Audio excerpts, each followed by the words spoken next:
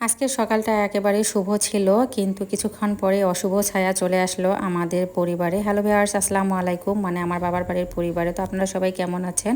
ভিডিওটা শেষ পর্যন্ত কন্টিনিউ করেন, তাহলেই বুঝতে পারবেন। তো ভিডিওটা সকাল থেকে শুরু করে দিয়েছি।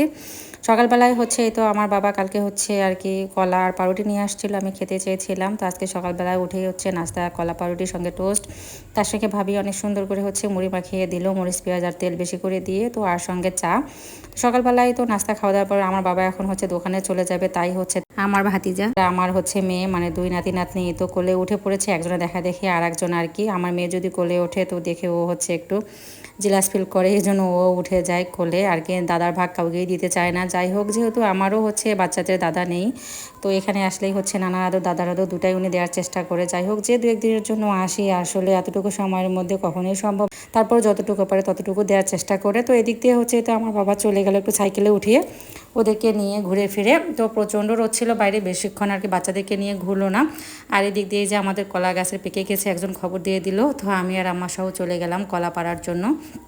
তো গিয়ে কলা এক চাচি পেরে দিল অবশ্য। এরপরে বাসায় নিয়ে এসে অনেক সুন্দর করে আম্মা তো রেখে দিল ঝুড়ির মধ্যে কেটে কেটে। আর এদিক দিয়ে তো আয়োজন চলতেছে। আজকে আমাদের প্রোগ্রামের শুরুতেই যে বলেছিলাম কথাটা, যে আজকে একটা শুভ দিন ছিল, তো একটা অশুভ ছায়া চলে আসলো আমাদের পরিবারে। এই যে আমার চাচাতো ভাইয়ের পা হঠাৎ করে পরে ভেঙে গিয়ে বাজে একটা অবস্থা। আজকে কিন্তু ওরই সুন্নতে খাতনার প্রোগ্রাম। তো হঠাৎ করেই চাচি আম্মা আর কি কালকে এসে বললো, যেহেতু আমি আসছি, আমার চাচাতো বন্ধুকেও ডাকছে আর পূজার ছুটি আছে, তো ভাবলো যে এই সুযোগে ওকে সুন্নতে খাতনাটা দিয়ে দিই।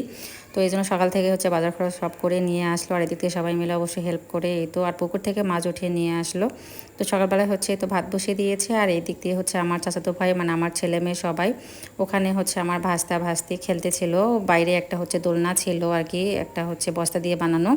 তো দোলনাটা অনেক আগেরই বানানো আর কি। আর ওখানকার দড়িটা অনেক নরম হয়ে গিয়েছে, বুঝতে পারেনি ও দোল খেতে গিয়ে অনেক বেশি আর কি দোল দিয়েছিল, এই জন্য পড়ে গিয়ে ফিতাটা একেবারে ছিঁড়ে গিয়ে পড়ে একেবারে পায়ের 12টা বেজে গেছে। ও তো পায়ে হাত দিতে দিচ্ছিল না। পরে আবার আমার চাচা তো কবিরাজের কাছে নিয়ে গিয়ে ওটা সুন্দর করে বেঁধে আর কি নিয়ে আসলো, আর ওষুধও দিয়ে দিল সঙ্গে কিছু। যাই হোক, এটা বিপদ বলে কয়ে আসে না আর কি। তো এদিক দিয়ে তো আয়োজন ছিল আজকের গরুর মাংস, সঙ্গে আমাদের পুকুরের টাটকা মাছ আর বুটের ডাল আর সাদা ভাত, যেহেতু অনেক গরম ছিল। তো সবাই মিলে দোয়া করে নিল। আর এরপরে তো ওস্তা আসছে। আপনারা কি বলেন, ওস্তা বলেন না বাংলি বলেন, অবশ্যই কমেন্টসে জানাবেন। আমরা কিন্তু ওস্তাও বলি, আর আমার শ্বশুরবাড়ি এলাকায় বাংলি বলে। তো আসার পরে এই তো সুন্নতে খাতনাটা করে দিল। এবার খাওয়া দাওয়া শেষ করে বাচ্চাদেরকে নিয়ে একটু আমাদের কুন্দুভোগের মাজারে তো ঘুরতে চলে গেলাম। আর এর মধ্যে আমাদের বাড়ির আত্মীয় স্বজনেরা হয়তো চলে গেল সবাই, আর আমরা তো মাজার পরে ঘুরে পর বাসায় চলে আসলাম। তো আজকের ভিডিওটা এই পর্যন্তই। সবাই ভালো থাকবেন, সুস্থ থাকবেন, আল্লাহ হাফেজ, শুভরাত্রি।